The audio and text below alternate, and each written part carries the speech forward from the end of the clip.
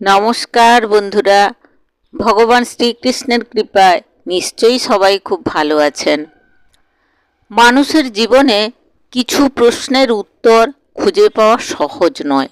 তার মধ্যে সবচেয়ে গভীর প্রশ্ন হচ্ছে, আমাদের এই যে বিবাহ, এটি কি পূর্ব নির্ধারিত? আমাদের জীবনের সঙ্গী কি আগে থেকেই নির্ধারিত থাকে, নাকি এটা কেবল আমাদের সিদ্ধান্তের ফল? আজ আমরা জানব এই প্রশ্নের উত্তর ভগবদ্গীতা এবং হিন্দু দর্শনের আলোকে। ভগবদ্গীতার ৩য় অধ্যায়ে শ্রীকৃষ্ণ বলেন, প্রকৃতির দ্বারা কর্ম সকল সম্পন্ন হয়, কিন্তু বোকা মানুষ ভাবে আমি করছি।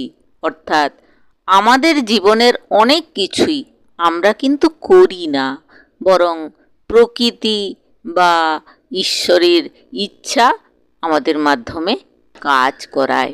আমাদের বিবাহও সেই ঈশ্বর নির্দিষ্ট কর্মফলের অংশ।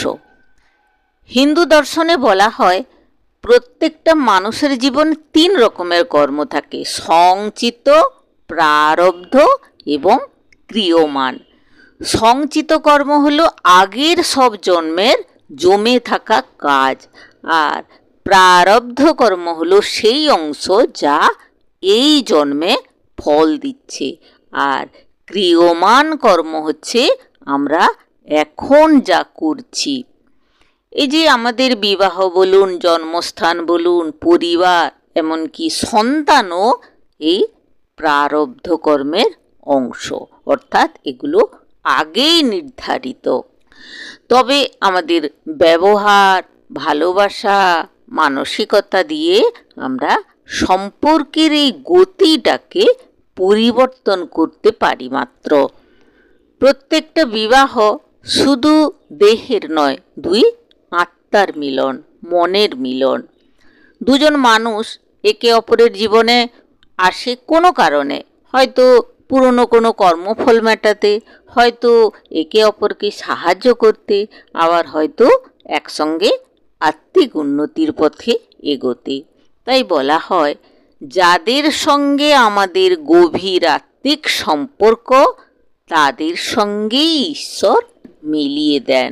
ভগবদ্গীতা বলে, যেমন যেমন ভাবনা মানুষ করে, পরের জন্মে তেমনই তার যোগ ঘটে।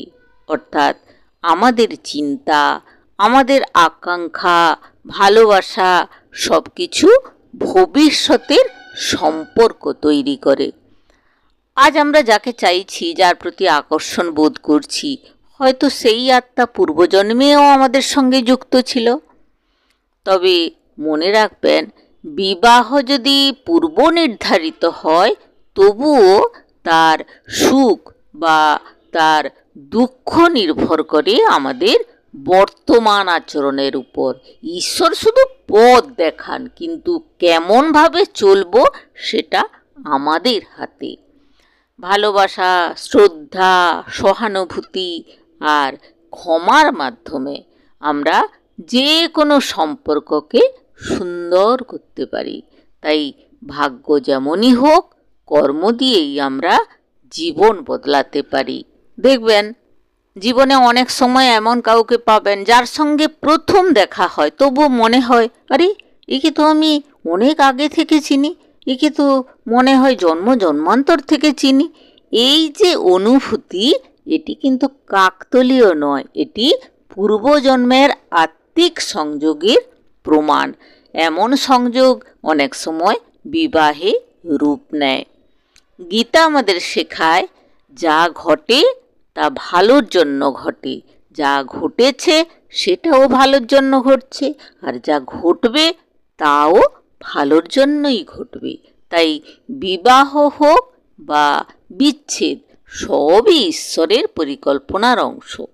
আমাদের শুধু শিখতে হবে প্রতিটি অভিজ্ঞতা থেকে ধৈর্য এবং জ্ঞান অর্জন করা। তাহলে আমরা উত্তর পেলাম, বিবাহ পূর্ব নির্ধারিত কিনা?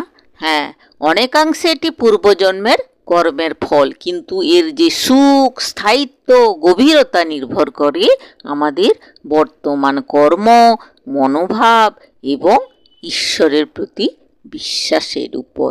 তাই জীবনের প্রতিটি সম্পর্ককে ভালোবাসুন, কারণ হয়তো এই মানুষগুলোই আপনার আত্মার বহু জন্মের যাত্রী।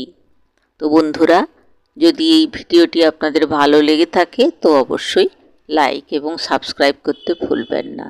জয় শ্রীকৃষ্ণ, জয় শ্রী রাধা মাধব। ভালো থাকবেন, সুস্থ থাকবেন।